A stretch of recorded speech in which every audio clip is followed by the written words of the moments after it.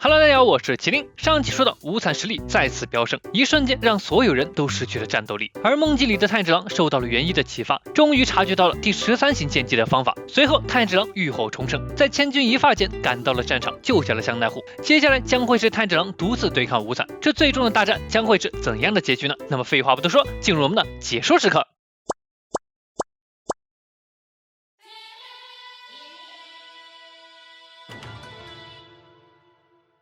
我很清楚，那些从鬼门关前走过一遭的生物都会变得更加强横，他们的肉体会将那些日常生活中用不到的感官和力量全部打开。如果没能打开那万难之门，就只有一死。所以说，即便在没有祢豆子血鬼术加持的情况下，他的刀也依旧变成了褐刀，那么他一定就是在通往死亡的深渊中打开了那扇门。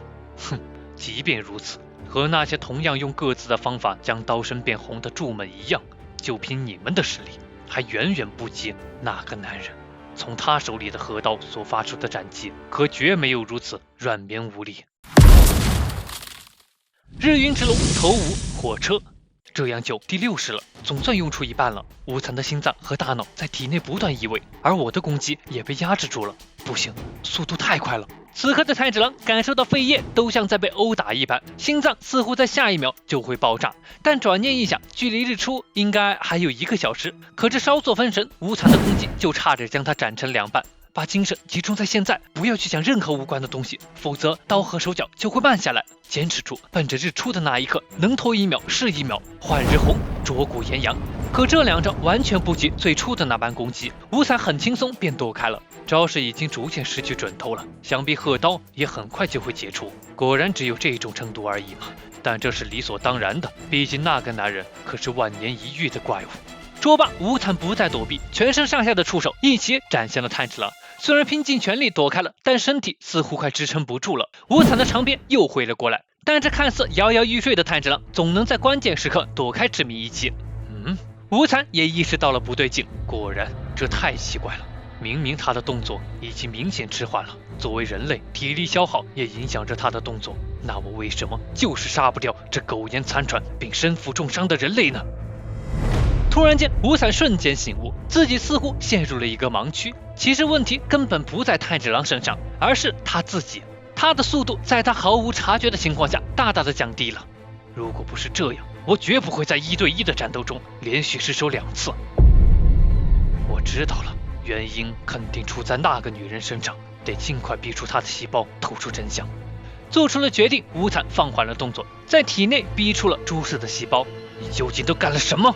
你注入我体内的并非只有1种药物而已吗？用在你身上的除了让鬼变回人类的药物以外，还有……别做梦了，多动动你那些因为怕死而额外增值出来的脑子吧。看来诸事即便只有细胞，也仍旧不受他的掌控，那么就只有夺取残留在他细胞里的记忆了。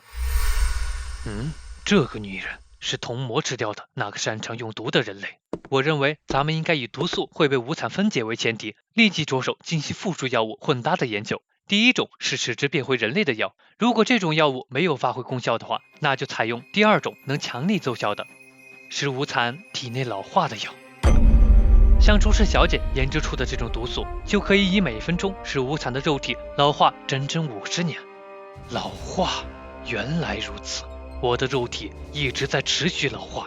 无惨终于明白了，他的力量一直在为了抵抗老化而被持续消耗，所以才会在眼前的对战中花费这么长的时间。那么朱氏是在何时将药物注入我的体内的？4个小时，不，应该是5个小时前。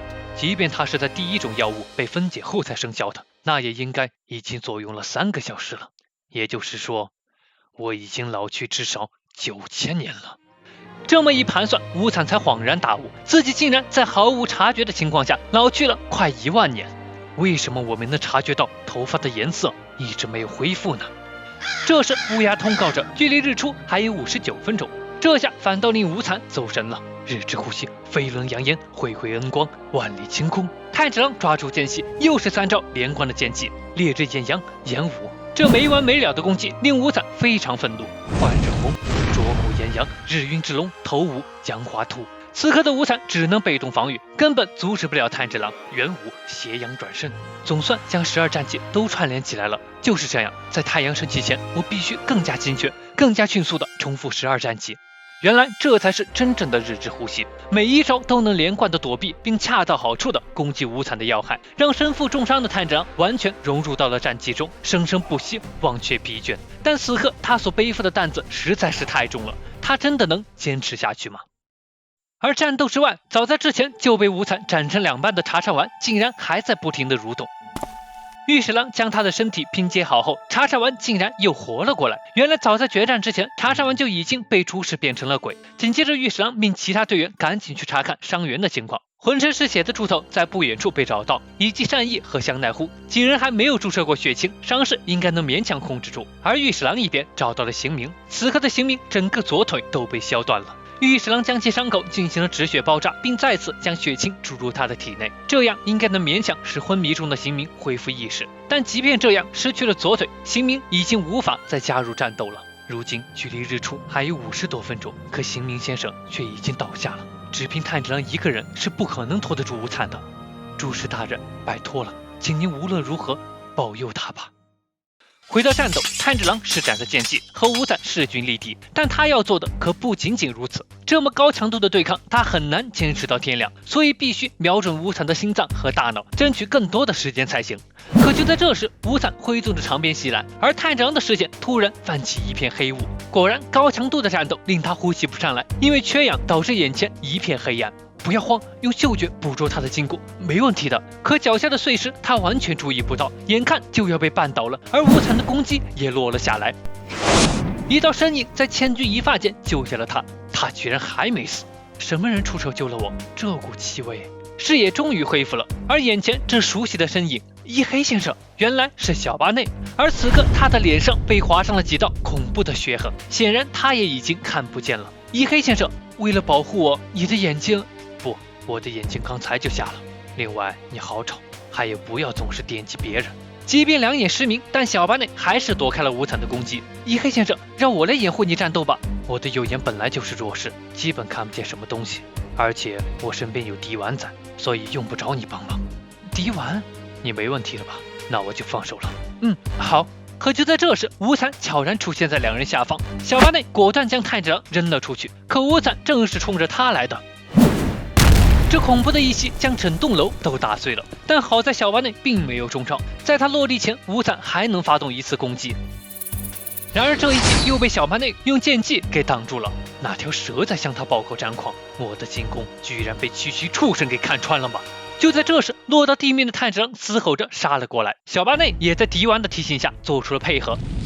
火龙白蛇相交而来，有了小巴内的加入，战局终于有了好转。反倒是无惨的心态发生了变化，老化药物的毒素还没有分解吗？已经在自愈上被消耗了太多体力了，居然沦落到连负伤的人类都没法击杀。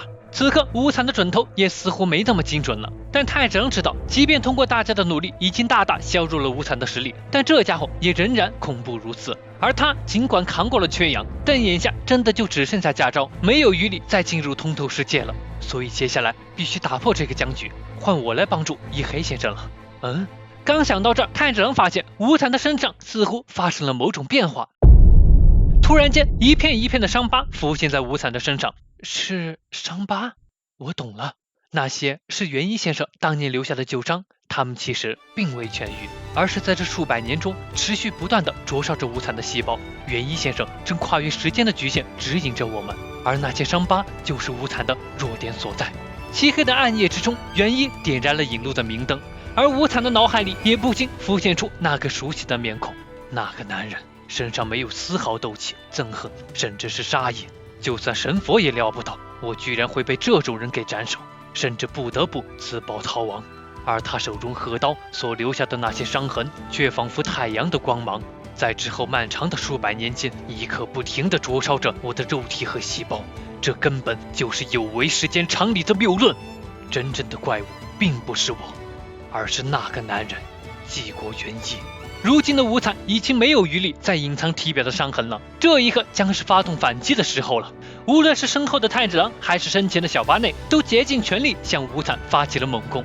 我发誓，我一定会亲手将你打进地狱的最深处。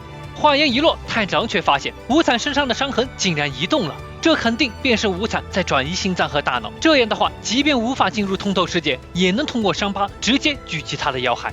但我一个人肯定不行，必须想办法帮助一黑先生，毕竟敌丸能提供的帮助是有限的。就在这时，乌鸦再次通告，距离日出还有40分钟。对了，眼睛，有玉史郎先生的血鬼术可以用。乌鸦的出现提醒了太子郎，但也同样惊醒了无惨，距离天亮已经没有多少时间了。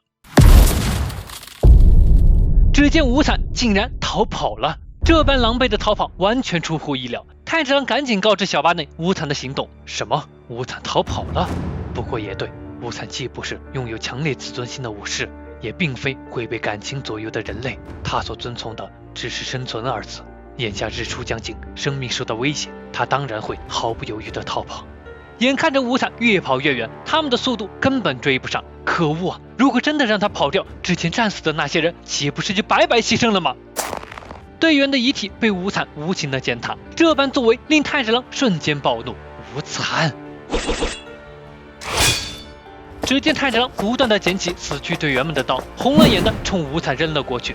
难缠的虫子竟然还没有甩掉，按照现状来看，针对躯干的贯穿伤比斩击还要危险。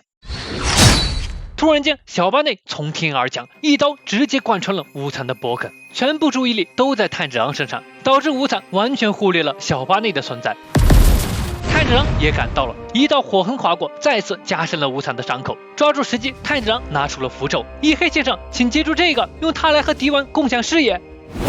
可谁料无惨的攻击这么快便杀到了，两人都被击中了，而符咒也脱手而出。回过神来的太子郎赶紧指挥着小八内去取得符咒，而无惨的攻击则被太子郎先行挡住。我感觉不到那东西在哪儿，它实在太小了。敌丸，拜托了！敌丸准确地咬住了符咒，但太子郎一边由于分神，已经来不及躲避无惨的攻击了。太子郎，多谢了。小八内有了敌丸的视野，重回实力巅峰。接下来，两人将正式对无惨进行夹击。距离天亮越来越近，而无惨的身体状况也快到极限了。这场战斗终于要结束了。而在战斗之外，祢豆子也赶到了，但那止不住流泪的眼睛，难道他真的要变回人类了吗？